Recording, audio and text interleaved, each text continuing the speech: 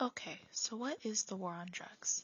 Hi everyone, I'm Laura, and for the next few minutes, I'm going to go through a brief history of how the initiative was formed, describe a few policies that came about leading up to and as a result of it, and touch on some of its harmful impacts.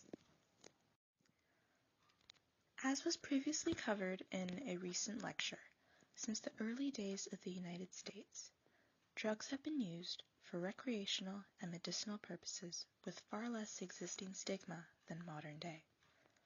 For example, an 1890s Sears catalog featured an offer for a syringe and small amount of cocaine for just $1.50, predating the outlaw of cocaine use and possession.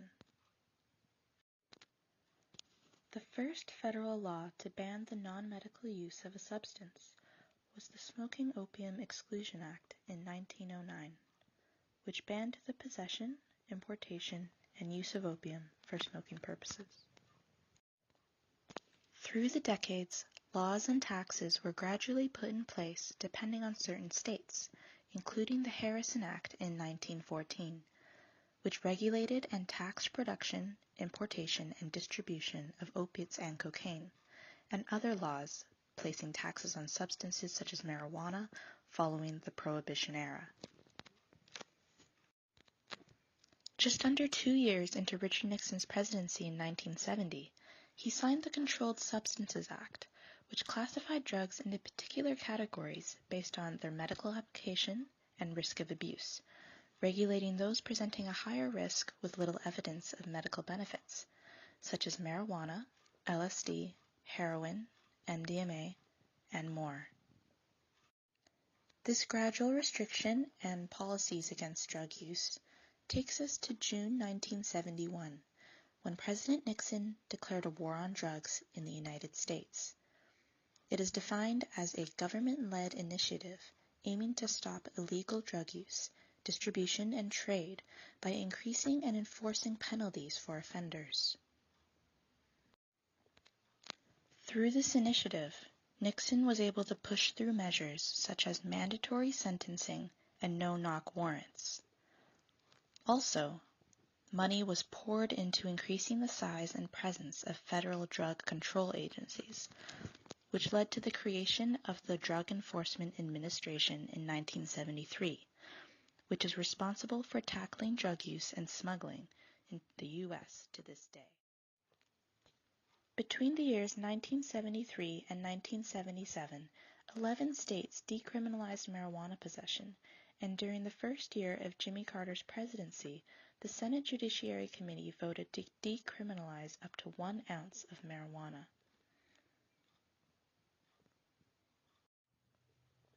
However, in the 1980s, President Reagan reinforced and expanded many of Nixon's original war on drugs policies and launched the Just Say No campaign. This refocus on drugs led to a significant increase in incarcerations for nonviolent drug crimes. In the context of the current day, public support around the legalization of marijuana in Canada and several U.S. states has contributed to a less publicized fight for the war on drugs, but its negative impact across decades still remains and continues. So why is the war on drugs harmful? By criminalizing drugs and actively feeding into the stigma surrounding drug use, government actions surrounding prohibition had a direct impact on the rise of violence and overdoses in marginalized communities. Also, in 1994, Nixon domestic policy advisor John Ehrlichman gave information in an interview that suggested that the Nixon administration had ulterior motives in advocating for drug reform, implying that it was a method that was pursued in order to assist the campaign. He is quoted as saying in the interview that the Nixon campaign knew they couldn't make it illegal to be either against the war or African American, but by getting the public to associate the hippies with marijuana and African Americans with heroin, and then criminalizing both heavily, they could disrupt those communities. The demographics affected by the war on drugs includes the African American population. The number of those in prison for drug charges, even non-violent charges such as marijuana possession, is is disproportionately Black and Latinx individuals, despite statistics showing that white individuals use marijuana at higher rates with less jail time. Another impact of the war on drugs involves deportation. Any drug law violation can result in an automatic detention and deportation for non-citizens, including legal permanent residents.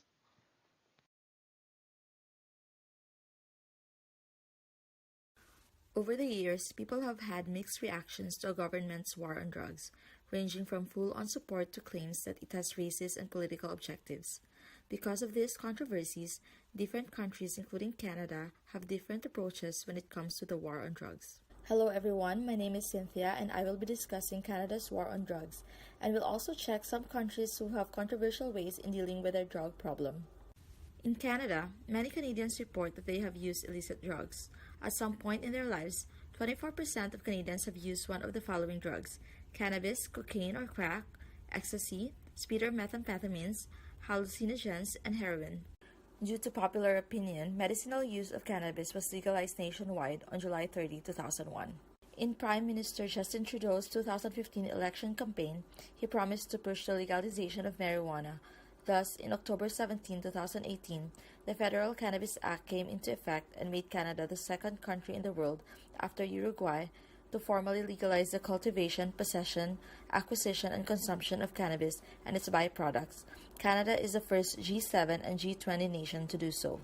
The most important federal statute dealing with illicit drugs is the Controlled Drugs and Substances Act, which was proclaimed into force in May of 1997. There are 6 common offenses under it: possession, trafficking, cultivation, importing or exporting, and prescription shopping. In Canada, offenses are divided into 2 broad categories: those tried by summary conviction and those tried by indictment. If the Crown proceeds with summary conviction, the offender is liable to a maximum penalty of 6 months to 1 year imprisonment and $1,000 to $2,000 fines. If the Crown chooses indictment, the maximum penalty for possession is 7 years imprisonment. The maximum penalty for cultivation is 7 years imprisonment. Trafficking, possession for the purpose of trafficking, importing, and exporting all carry a maximum penalty of life imprisonment. Since the war on drugs vary per country, let's take a look at some of the countries with controversial ways to address their drug problem. First on the list is Portugal. Portugal faced a drug problem, mainly cannabis, cocaine, and heroin, that peaked in the 1990s. According to the Transformed Drug Policy Foundation, drug-related deaths in Portugal severely worsened. As a response, legislators enacted one of the most extensive drug law reforms in the world in 2001, which is the decriminalization of low-level possession and use of drugs. While the manufacturing, dealing, and trafficking of illegal drugs is still penalized under Portugal's criminal justice system, those found to be in possession of drugs for personal use are not given criminal penalties. Instead, a person faces a local panel composed of professionals in the field of law, health, and social work. The members of the panel determine the sanction to be given. Sanctions on drug offense range from fines to community service. If found to be suffering from drug addiction, an individual is asked to undergo rehabilitation in a facility. Portugal did not stop with decriminalization. It also increased funding to help expand and improve government programs focused on prevention, treatment, harm reduction, and social reintegration. As a result, drug overdose decreased among adults to just 3 deaths for every million, very low compared to EU's average of 17.3 deaths per million.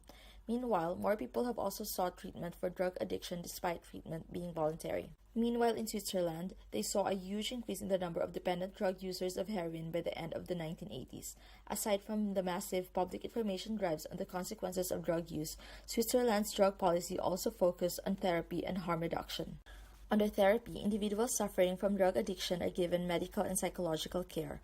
Harm reduction, meanwhile, seeks to minimize health and social consequences of drug consumption and abuse. Although Switzerland has not completely eradicated the use of illegal drugs, drug-related deaths have steadily decreased from 1990s to the 2000s. From 405 in 1991, the latest estimated number of deaths, primarily due to drugs, stands at 152. While places like Portugal and Switzerland are being studied for their progressive and revolutionary approaches to treating addiction, other countries make headlines for the opposite reason. Muslim countries or nations governed by secular authoritarian regimes are the worst places to be caught possessing even the smallest amount of drugs, even there was no intention to distribute. In Malaysia, for example, the law mandates death penalty for drug traffickers. Furthermore, anything from half an ounce of heroin to a few ounces of marijuana makes a suspect a trafficker. People who test positive for drugs are automatically sentenced to a year of compulsory treatment. Singapore's drug laws are some of the toughest in the world. Possessing small amounts of drugs can lead to a jail sentence of 10 years and fines worth tens of thousands of dollars. Having enough of certain amounts of drugs, such as 2 grams of heroin or 15 grams of cannabis, is grounds for being automatically presumed by law to be trafficking. People caught with higher amounts, like 15 grams or more of heroin or 500 grams or more of cannabis, will be subject to a mandatory death penalty. In Vietnam, a person caught taking illicit substances could be sent to rehabilitation, a euphemism for forced labor and near starvation. Casual drug users can be forcibly sent to treatment centers where the treatment consists of severe discipline that borders on torture. Persons caught with small amounts of heroin or other narcotics can still be sentenced to death. Saudi Arabia's practice of Wahhabist Islam means that not only are there no bars or liquor stores in the country, visitors are also forbidden from bringing any kind of drugs into the Middle Eastern nation. Anyone caught using drugs by the infamous religious police can be sent to jail, publicly flogged, and deported. Drug traffickers can be executed by hanging. Other countries with severe drug problems and no death penalty has resulted to the people forming vigilante groups to help address the drug problem. This has resulted to a very bloody war on drugs.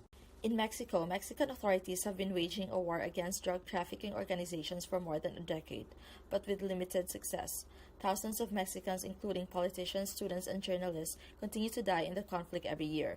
In 2018, homicides hit a new high at more than 28,000. Many were linked to drug cartels. In recent years, the emergence of vigilante groups known as autodefensas has exacerbated the problem. Made up of mostly rural farmers, these civilian militias have attempted to fight drug traffickers and restore order to towns, filling in where local police have failed. Though illegal, these groups became a formidable force against the cartels. In the Philippines, there is no stopping the administration of President Rodrigo Duterte from waging a war against illegal drugs. Duterte ran on this platform and won by a landslide in the 2016 elections. In the January 2018 data of the Philippine National Police, it shows that about 120,000 drug personalities have been arrested, while almost 4,000 drug personalities died in anti-drug operations across the country. A vigilante group called the Davao Death Squad was allegedly connected to the former Davao City Mayor and current Philippine President Rodrigo Duterte. The group is alleged to have conducted summary executions of individuals suspected of drug dealing. The Human Rights Watch estimates a total of 12,000 drug suspects were killed through extrajudicial killings, but they failed to prove that the president is involved in any of these killings.